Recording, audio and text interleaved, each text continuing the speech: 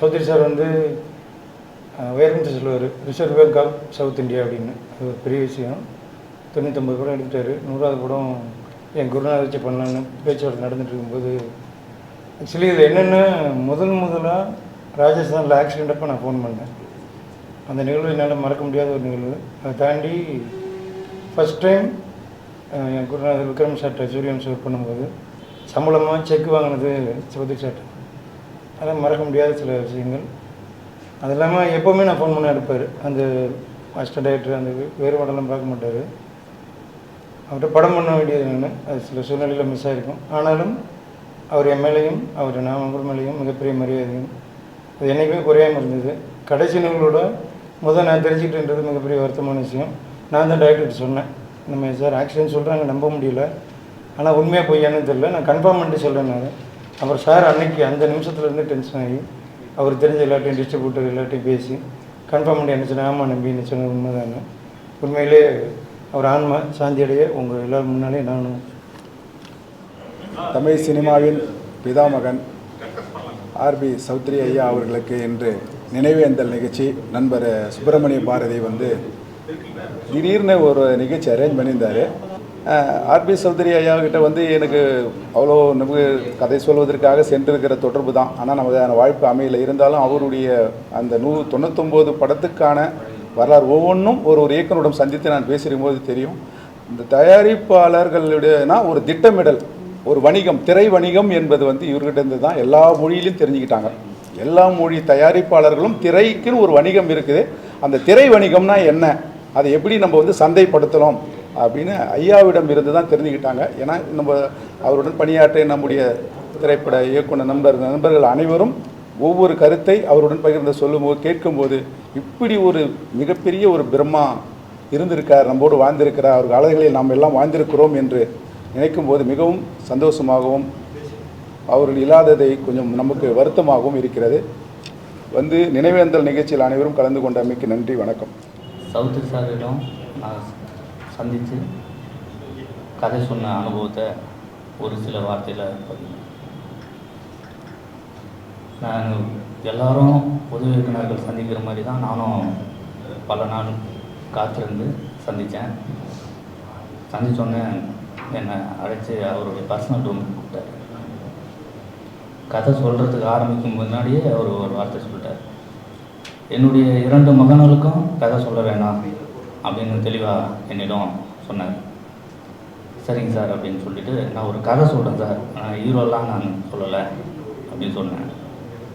கதை சொல்லி ஒரு மணி நேரத்துலேயே கதை சொல்லி முடித்தோடனே அவர் கதை ஒரு வித்தியாசமான நோக்கத்தில் தான் இருக்குது. நீ சொன்ன மாதிரி இந்த தமிழ் சினிமாவில் ஹீரோக்காக நீ கதை பண்ணலை, இந்த கதைக்குள்ளே தான் ஒரு ஹீரோ இருப்பாங்க அப்படின்னு சொன்னோன்னே என்னை ரொம்ப எங்கே பார்த்தாலும் அதுக்கப்புறம் நம்ம பண்ணலாம் பேசலாம் அப்படிங்கும்போது கொஞ்சம் சரியில்லையா, இப்போ சினிமா நம்ம கரெக்டாக பண்ணுவோம். நிறைய இடங்களில் இப்போ கூட போன மாதம் கூட வந்து காளிதாஸ் ஆடியோ ஃபங்க்ஷனுக்கு முன்னாடி கூட நான் சந்தித்து பேசினேன். எப்படி இருக்கா, என்ன முயற்சி எப்படி போயிட்டுருக்கு அப்படின்றது தான் என்ன ரொம்ப நெருக்கமாக என்கிட்ட ஒரு 20 நிமிஷம் எங்கே பார்த்தாலும் ஒரு 20 நிமிஷம் பேசுவார். அதே முயற்சியில் தான் சார் இருக்கேன் அப்படின்போது கண்டிப்பாக நடக்கும்.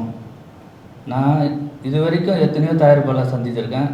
சௌத்ரி சார் மாதிரி ஞாபகம் வச்சுட்டு எங்கே பார்த்தாலும் பேசக்கூடிய ஒரு தயாரிப்பாளர் நான் எங்கேயுமே பார்க்கல.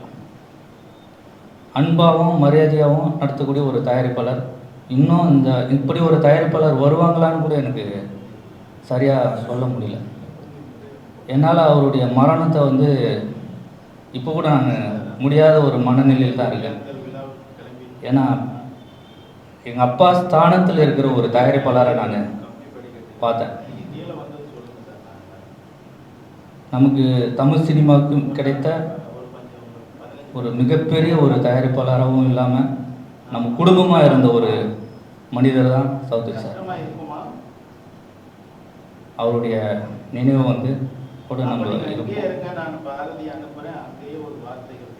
அந்த வருத்தங்களோட நான் விடைபெறேன்.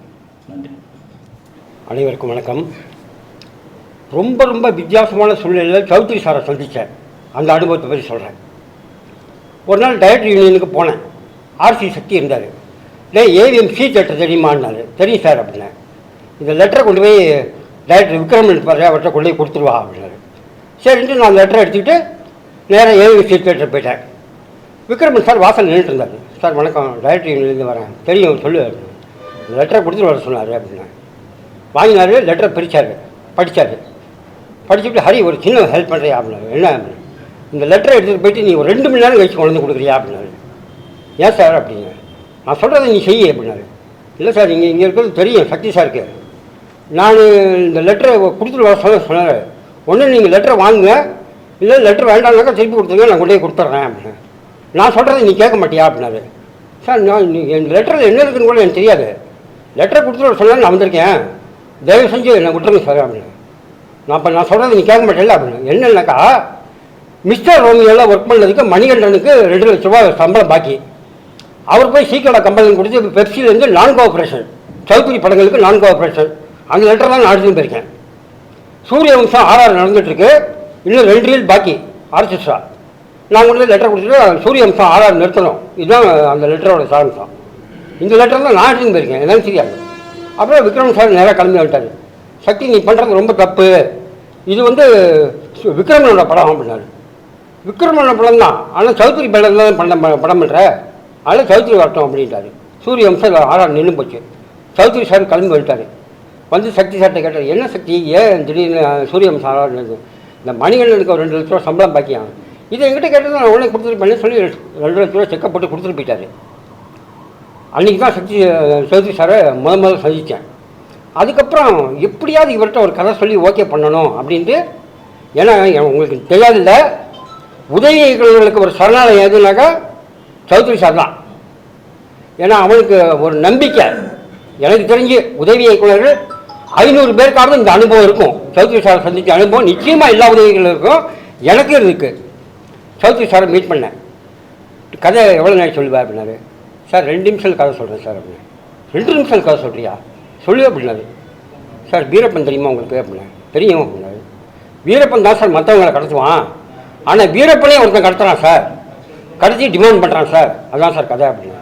ஓ நல்லா இருக்கியா, டீம் நல்லா இருக்குது, வேறு ஏதாவது கதை வச்சுருக்காங்க, இன்னொன்று இருக்குது சார் அப்படின்னா.